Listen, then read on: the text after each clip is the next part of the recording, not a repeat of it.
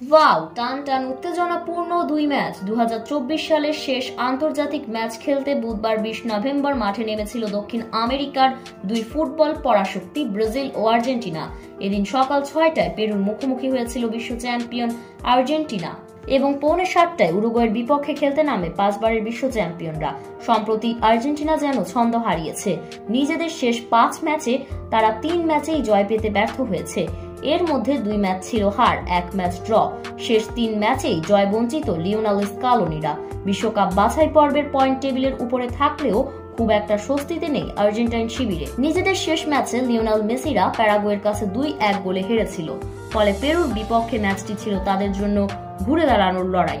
এক ঝাঁক ইনজুরির বোঝা মাথায় নিয়ে বুধবার বাংলাদেশ সময় ভোর 6টায় পেরুর বিপক্ষে মাঠে নামে আর্জেন্টিনা। এদিকে আর্জেন্টিনার মতো নিজেদের সবশেষ ম্যাচে জয়হীন ছিল ব্রাজিলও। ভেনেজুয়েলার বিপক্ষে ম্যাচটিতে 1-1 গোলে ড্র করে দরিভাল জুনিয়রের শিষ্যরা। সম্প্রতি সময়ে ব্রাজিলের অবস্থাও ছিল নড়বড়ে। চলতি বছরের শেষ ম্যাচে শক্তিশালী প্রতিপক্ষ উরুগুয়েকে আতিথ্য দিতে মাঠে নামে সেলেসাওরা।